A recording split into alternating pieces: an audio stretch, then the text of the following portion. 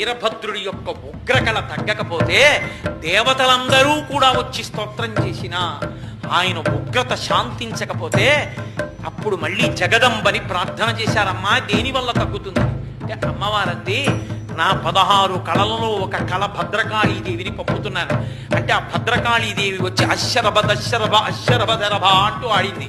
ఆయన ఏం లెక్క పెట్టలా, అంతే ఉగ్రంగా ఉన్నాడు. ఇలా కాదని ఆ భద్రకాళీ స్వరూపం గోదావరి నదిలో స్నానం చేసి పైకొచ్చింది. పైకొచ్చి కన్నెపిల్లగా కనపడింది. కనపడేటప్పటికీ ఇంత ఉగ్ర స్వరూపము తగ్గిపోయి ఆమె చిటికిన వేలు పట్టుకుని మన ఇద్దరం పెళ్ళాడదామన్నాడు అని నడిచి వెడుతుంటే మునిమండలి కనపడింది, మునులు కనపడ్డారు.